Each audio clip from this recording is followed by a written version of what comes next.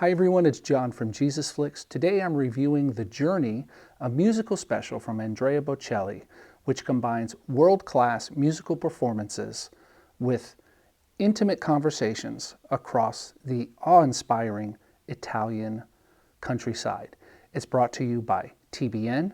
TBN did provide me with a preview of this movie, but as always, the opinions in this video are my own. You can buy tickets right now. It will be in theaters on April 2nd. That's Palm Sunday. So my wife and I watched this movie together, or this film, or this special. It really doesn't fit into the movie, not even a documentary. It's more like what you would see.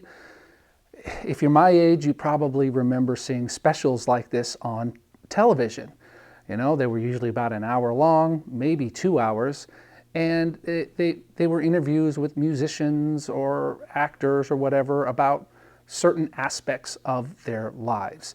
And that's what this feels like a lot. It feels like one of those TV specials, but they're going to have it in theaters. Our normal acrostic is going to be a little difficult to follow, so I'm not going to put it up here.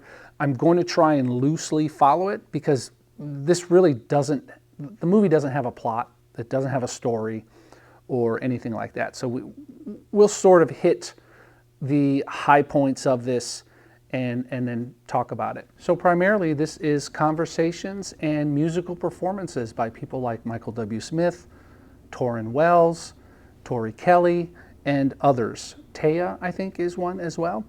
So there's no story per se, except that people are sharing their experience with music and their faith. Andrea Bocelli kind of shares things from his childhood that he kind of reflects on throughout the movie, but there's really no plot to it. It's just kind of like I said, it's like one of those TV specials that you would see years ago where people just share their thoughts and their feelings. The music is top-notch, obviously. Bocelli, I mean, the guy has range for days, and he makes it look so easy. And the performances by Michael W. Smith and Tauren Wells and TAYA and others are just absolutely, they're great performances. They're shot in beautiful, breathtaking locations, and the filmography, I think, was done quite well. I'm really interested in, I would have liked to see a little more background on how does Bocelli ride a horse? How does this work? Because for those of you who don't know, he's blind. And I know that he said a little bit in the story about him learning to ride a horse before he went fully blind. So does he just trust the horse to do what it's supposed to do? Or how does that all work? I would have liked to have seen a little bit about that, on how that works. We do get introduced to his wife and his children, and it is just, I mean, it's just very, very touching to see how the beliefs and the faith of all of these wonderful performers come out in the film. So again, our regular matrix doesn't work. There are really no characters to talk about. If you look at the description of the movie, you can see all the people who are performing. Not everyone speaks that is performing. The cellists don't, and the conductor of the orchestra doesn't. But regardless, they share intimate details about themselves and their faith and kind of what keeps them going. I've already sort of touched on the production quality of it, the quality of the film. It's shot well, it's obviously recorded well, the audio is great. I think that a number of the performances may have been pre-recorded in a studio, which is fine. I mean, that's great. I don't know if these were all recorded live. If they were all recorded live, holy smokes, whoever did the audio engineering on this did a fantastic job, because it's just very, very, very good.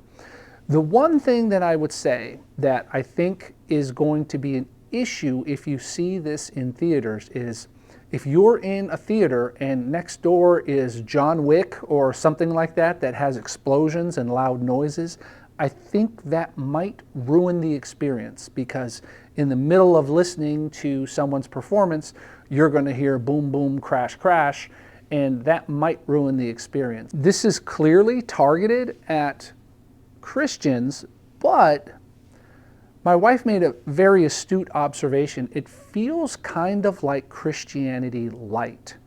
There is no direct tie into Easter and Palm Sunday in this film. There's no clear gospel message. There's talk of faith and grace and things like that, but no really clear message of, hey, know Christ and follow Christ. It seems more like this is targeted at Christians who enjoy Christian music and Bocelli's fan base that may not know about his faith.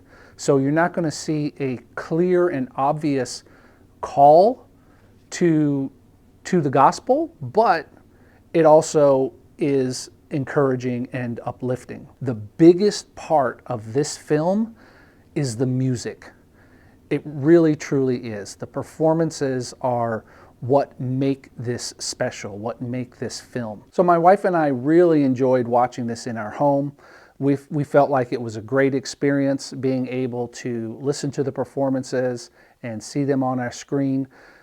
I think the one concern that I have, which I believe I mentioned earlier, about seeing this in theaters is, depending on what is playing next to you, you might have some sound bleed in during the performances, some explosions and screams and things like that. So keep that in mind if you plan to go see this in theaters. So if it's important to you that we support films in the theater, actual films in the theater that are created by Christians and that have a Christian message and Christian themes, then I say buy a ticket and go see this.